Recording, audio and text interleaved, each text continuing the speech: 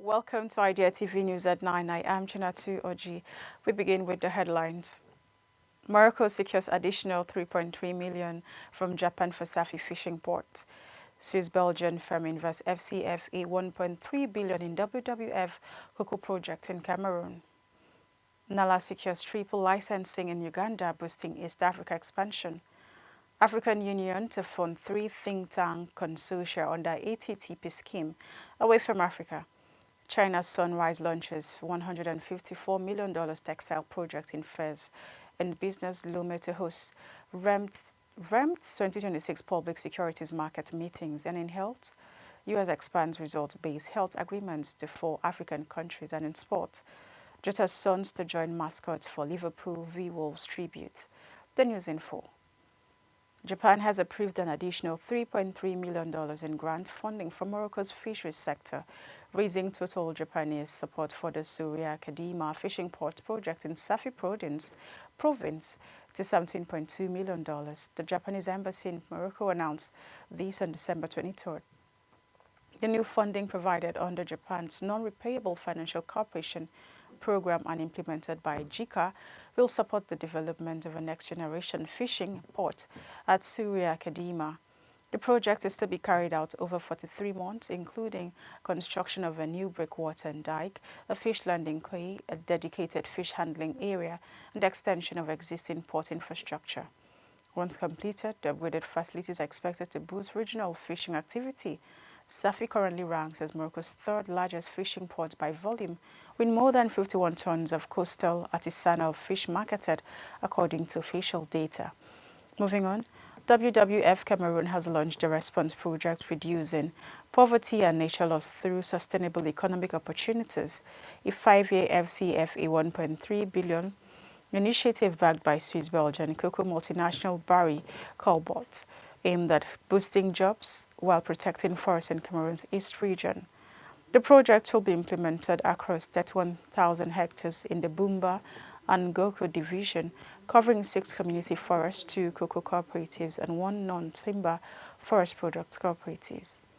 More than 800 cocoa producers are expected to benefit directly, with around 4,000 people impacted overall.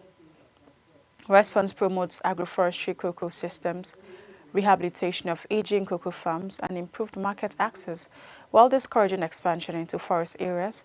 Cameroon's forests, which cover about 41% of national territory, face growing pressure from agricultural expansion and illegal exploitation. The project also includes governance and institutional components to strengthen community forest management with a focus on women and indigenous communities.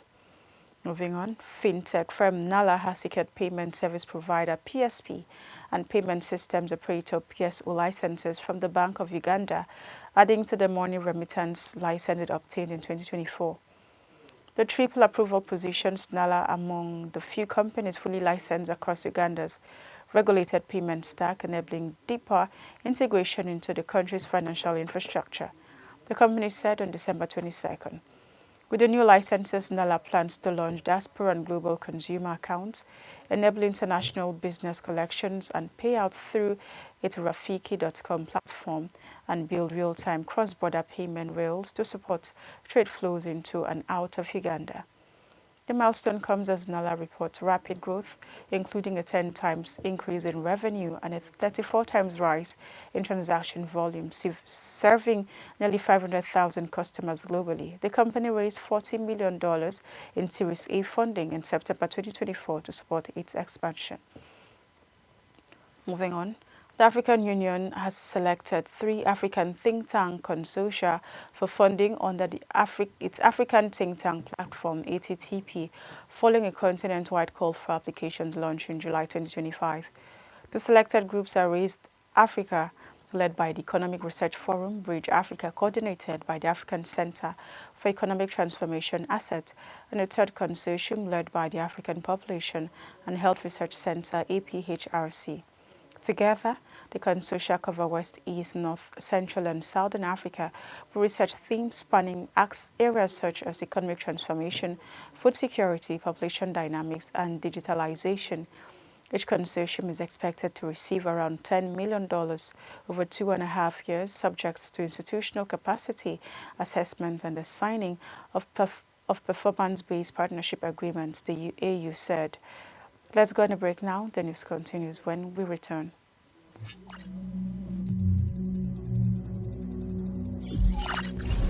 Machine customers.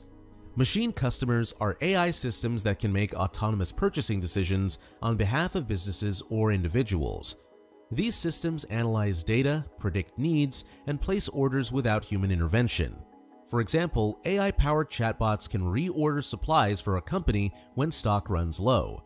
While this trend improves efficiency, it raises concerns about control and accountability over automated processes. As companies explore this concept further, B2B and B2C transactions will increasingly rely on machine customers.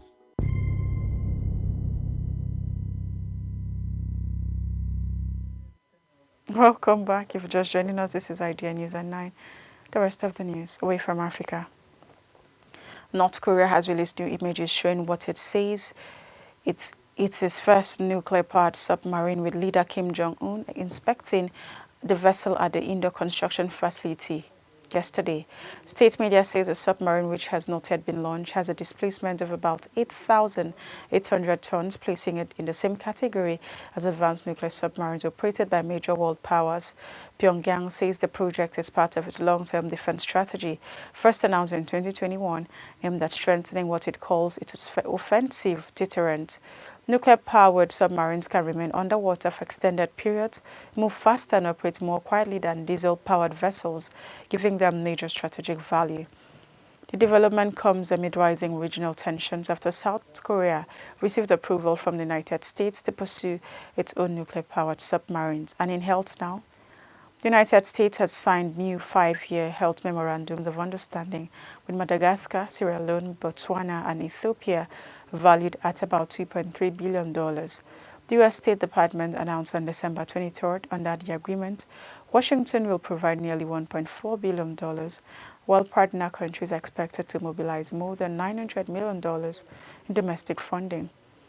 The deals expand a results-based bilateral health aid model launched earlier in December with Kenya, Uganda, and Rwanda.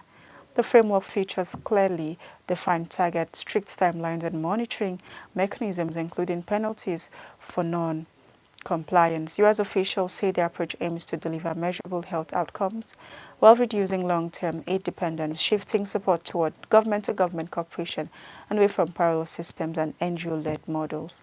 The funding comes at a critical time for countries such as Madagascar, where health spending has fallen to 5.4% of the national budget for 2026, below both last year's level and the 15% Abuja Declaration target. With these additions, Africa has become the primary testing ground for the model, which could be extended to more countries that meet stricter financial and institutional requirements. In business, LOMÉ, Togo, will host the 8th edition of the Regional Public Securities Market Meetings on 27 to 28 January 2026, UMOA Titus announced. Held under the theme Public Securities Market, Consolidating Achievement and Adapting Strategies to Emerging Challenges, the event will bring together national treasuries, institutional investors, and financial sector experts from across the WIMO region. Discussions will focus on strengthening market fundamentals, adapting to regional and global development, and reinforcing a more transparent, resilient, and attractive public securities market. The program will feature high-level panels, country conversations, interactive on the grill sessions, and the presentation of the 2026 Public Securities Issuance Program. In sports, the sons of former Liverpool and Wolves forward Diogo Jota will join the matchday mascots ahead of Saturday's Premier League clash between Liverpool and Wolverhampton Wanderers at Anfield. Denise and Duarte, two of Jota's 3 children, will walk on the pitch before kick-off as part of a tribute to the late Portugal international who died in a car crash in Spain in July alongside his brother André Silva. The fixture marks the first meeting between Jota's 2 former clubs since his death. Jota joined Liverpool from Wolves in 2020 after 3 seasons at Molineux.